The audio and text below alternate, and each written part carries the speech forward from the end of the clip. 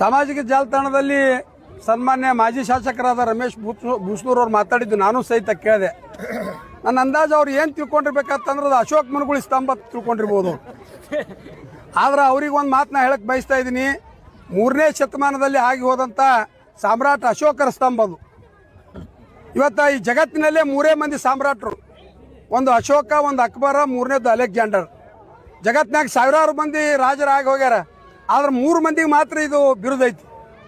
ಇವತ್ತು 3ನೇ ಶತಮಾನದಲ್ಲಿ ಬೌದ್ಧ ಧರ್ಮವನ್ನು ಇವತ್ತು ಸ್ವೀಕಾರ ಮಾಡಿ ಶಾಂತಿ, ಸುವ್ಯವಸ್ಥತೆ ಮತ್ತು ಅಧಿಕಾರದ ಒಂದು ಹಂಚಿಕೆ ಇವೆಲ್ಲ ಅಂಶಗಳನ್ನು ಒಳಗೊಂಡು ಇವತ್ತು ಅಶೋಕ ಲಾಂಛನ ಇವತ್ತು ರಾಷ್ಟ್ರವನ್ನು ಇವತ್ತು ಅದಕ್ಕೆ ಆಯ್ಕೆ ಮಾಡ್ಕೊಂಡದ.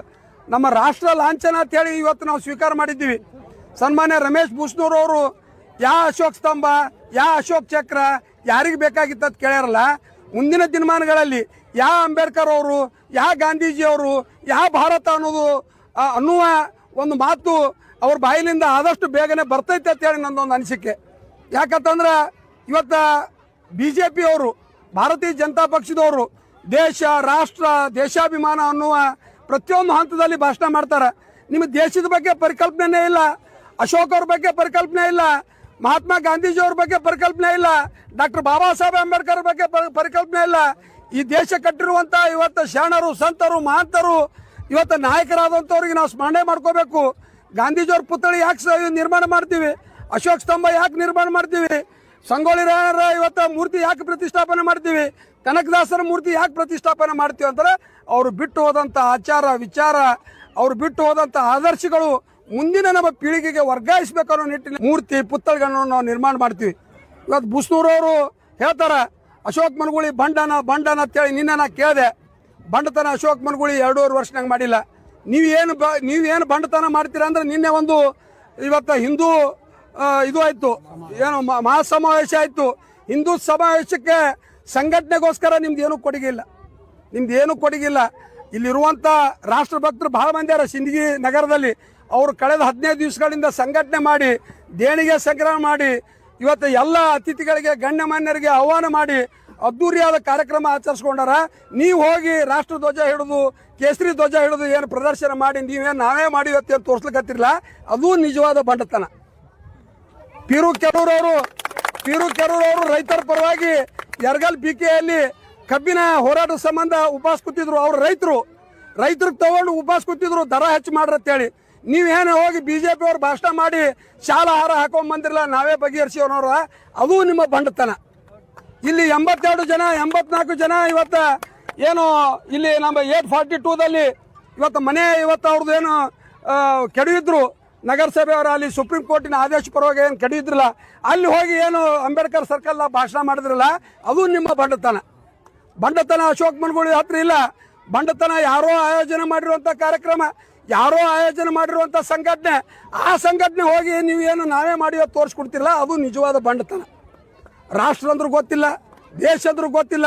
BJP ಇವತ್ತೇನು BJP ಹಿಂದುತ್ವ ಅನ್ನೋರು ಹಾರಲ್ಲ, ಅವರು ನಿಜವಾಗಿ ನಿನ್ನೆ ಒಂದು ಕಾರ್ಯಕ್ರಮ ಮಾಡಿದ್ರು.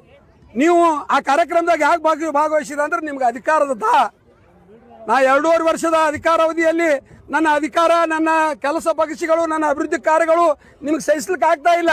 ನೀವು 13 ವರ್ಷ ಇದ್ರಿ ಈ ಮತಕ್ಷೇತ್ರದಾಗ, ನೀವು ಮಾಡ್ಬೋದಾಗಿತ್ತು. ಜನ ನಿಮ್ಗೆ ಅವಕಾಶ ಕೊಟ್ಟಿದ್ರು. ನೀವು ಅಶೋಕ್ ಸ್ತಂಭ ಮಾಡ್ಬೋದಾಗಿತ್ತು, ನೀವು ಗಾಂಧಿ ಮೂರ್ತಿ ಮಾಡ್ಬೋದಾಗಿತ್ತು, ನೀವು ಅಂಬೇಡ್ಕರ್ ಸರ್ಕಲ್ ಮಾಡ್ಬೋದಾಗಿತ್ತು. ಬೇಕಾದಷ್ಟು ಮಾಡ್ಲಿಕ್ಕೆ ಜನ ನಿಮ್ಗೆ ಅವಕಾಶ ಕೊಟ್ಟಿದ್ರು. ಈ ಅವಕಾಶ ನೀವು ಸದ್ಬಳಕೆ ಮಾಡ್ಕೊಳ್ಳಿಲ್ಲ. ಯಾಕೋ ಏನೋ ತಪ್ಪಿ ಗಾಂಧಿ ಬಗ್ಗೆ ಏನೂ ಮಾತಾಡಿಲ್ಲ. ಅವರು ಯಾರೋ ಚೂಟಿದ್ರೆ ಕಾಣಿಸ್ತದೆ, ಅದಕ್ಕೆ ಗಪ್ ಕೂತಿರ್ಬೇಕು. ಗಾಂಧಿ ಬಗ್ಗೆ ಏನೂ ಮಾತಾಡೋರೆ ಅವರು. ಅವರಿಗೆ ನಾವೊಂದು ಮನವಿ ಮಾಡ್ಕೋತೀನಿ ಈ ಸಂದರ್ಭದಲ್ಲಿ ಮಾಧ್ಯಮದ ಸ್ನೇಹಿತರ ಮುಖಾಂತರ. ಇವತ್ತು ಟೀಕೆ ಟಿಪ್ಪಣಿಗಳು ಇರಲಿ, ರಾಜಕೀಯವಾಗಿ ಟೀಕೆ ಟಿಪ್ಪಣಿ ಇರಲಿ. ಅಶೋಕ್ ಮನುಗುಳಿ ಆಡಳಿತದಾಗ, ಅಭಿವೃದ್ಧಿ ವಿಷಯದಾಗ ಇವತ್ತು ಜನಪರವಾದ ತಾರತಮ್ಯ ಮಾಡಿದ್ರೆ, ಅಭಿವೃದ್ಧಿ ದೃಷ್ಟಿಯಿಂದ ಯಾವುದೇ ಹಿನ್ನಡೆ ಕಂಡ್ರೆ ನೀವು ನನಗೆ ಟೀಕೆನೂ ಮಾಡ್ರಿ, ಸಲಹೆನೂ ಕೊಡ್ರಿ, ನಾವು ಒಪ್ಕೋತೀನಿ. ಆದ್ರೆ ದೇಶದ ಒಂದು ಪ್ರಶ್ನೆ ಬಂದಾಗ ದೇಶಾಭಿಮಾನ ಎಲ್ಲರ ಹತ್ರ ಇರಬೇಕು. 140 ಕೋಟಿ ಜನಸಂಖ್ಯೆಗಳಿರುವಂಥ ಈ ದೇಶ, ಎಲ್ಲ ಜಾತಿ, ಎಲ್ಲ ಜನಾಂಗ, ಎಲ್ಲ ವರ್ಗ, ಎಲ್ಲ ಭಾಷೆ ಇರುವಂಥ ಈ ದೇಶದಲ್ಲಿ ನಾವು ದೇಶಾಭಿಮಾನಿಗಳಾಗಿ ಬಾಳಿದ್ರೆ ಮಾತ್ರ ನಾವು ಹುಟ್ಟಿ ಬಂದಿದ್ದಕ್ಕೂ ಸಾರ್ಥಕತೆ ಆಗ್ತೈತಿ. ಅಶೋಕ್ ಮರುಗಳಿಗೆ ನಾ 31,000 ಓಟ್ಗಳಿಂದ ಸೋಲ್ಸಿದ್ದೆ. ಆದ್ರೆ 8,000 ಓಟ್ಲೆ ಮತ್ತೊಮ್ಮೆ ಹೆಂಗೆ ಆರಿಸಿ ಬಂದಿರೋದು ಫಸ್ಟ್ ಡೇದಿಂದ ಅವ್ರಿಗೆ ನಿಧಿ ಗೆಡಿಸೈತಿ. ಯಾಕೆ ನಿಧಿ ಗೆಡಿಸೋದು ಅಂದ್ರೆ ನಮ್ಮ ಮನೆತನದ ಪರಂಪರೆ ಅದ. ನಾವು ರಾಜಕೀಯ ಯಾವಾಗ ಮಾಡ್ತೀವಿ ಅಂತಂದ್ರೆ ಚುನಾವಣೆ ಸಂದರ್ಭದ ಒಂದು ತಿಂಗಳಲ್ಲಿ ರಾಜಕೀಯ ಅಷ್ಟೇ ಮಾಡ್ತೀವಿ. ಆ 60 ತಿಂಗಳು ಜನ ನಮ್ಗೆ ಅಧಿಕಾರ ಕೊಟ್ಟಿರ್ತಾರೆ. ಈ 60 ತಿಂಗಳಲ್ಲಿ 59 ತಿಂಗಳು ಅಭಿವೃದ್ಧಿ ಪರವಾದ ಕೆಲಸ ಮಾಡೋರು ನಾವು. 1 ತಿಂಗಳು ಮಾತ್ರ ರಾಜಕಾರಣ. ಆದ್ರೆ ಅವರು 60 ತಿಂಗಳ ರಾಜಕಾರಣ ಮಾಡ್ಕೊತ ಬಂದವರು. ಅವ್ರಿಗೆ ಅಭಿವೃದ್ಧಿನೇ ಗೊತ್ತಿಲ್ಲ. ಅವ್ರಿಗೆ ಅವಕಾಶ ಇತ್ತು, ಅವ್ರದೇ ಸರ್ಕಾರ ಇತ್ತು, ಅವರೇ ಶಾಸಕರಿದ್ರು, ಸಾಕಷ್ಟು ಅವಕಾಶಗಳಿದ್ರು ಸಹಿತ ಅವರು ಏನದ ಈ ಯಾವ ಕೆಲಸಕ್ಕೂ ಇವತ್ತು ಆಸಕ್ತಿ ಕೊಡದೆ ಇವತ್ತು ಅಂತ ಒಂದು ಸದಾವಕಾಶವನ್ನು ಇವತ್ತು ಕಳ್ಕೊಂಡಾರ. ಅದಕ್ಕೆ ಅವ್ರಿಗೆ ನಿದ್ದೆ ಹತ್ತಲಾಗ್ಯದ. ಇದು ಒಂದೇ ಮಾತು. ಹಿರಿಯರಿದ್ರಿ, ಅನುಭವಸ್ಥರಿದ್ರಿ, 3 ಬಾರಿ ಶಾಸಕರಾಗಿರಿ. ನಾ ಸಣ್ಣವಿದ್ದೀನಿ, ನನಗೆ ಮೊದಲೇ ಬಾರಿ ಅಧಿಕಾರ ಸಿಕ್ಕದ. ನಾ ಏನಾರ ಆಡಳಿತದಾಗ ಅಭಿವೃದ್ಧಿ ವಿಷಯದಲ್ಲಿ ತಪ್ಪು ಒಬ್ಬ ಆದ್ರೆ ಸಲಹೆ ಕೊಡ್ರಿ, ಸೂಚನೆ ಕೊಡ್ರಿ. ನಿಮ್ಮೆಲ್ಲರ ಸಲಹೆ ಸೂಚನೆ ಮೇರೆಗೆ ಇನ್ನೂ ಸಿದ್ದಿಗೆ ಮತಕ್ಷೇತ್ರವನ್ನು ಅಭಿವೃದ್ಧಿ ಪಡಿಸುವ ನಿಟ್ಟಿನಲ್ಲಿ ಪ್ರಾಮಾಣಿಕವಾದ ಪ್ರಯತ್ನ ಮಾಡ್ತೀನಿ ಅಂತೇಳಿ ಸಂದರ್ಭದಲ್ಲಿ ಹೇಳಕ್ ಬಯಸ್ತೀನಿ.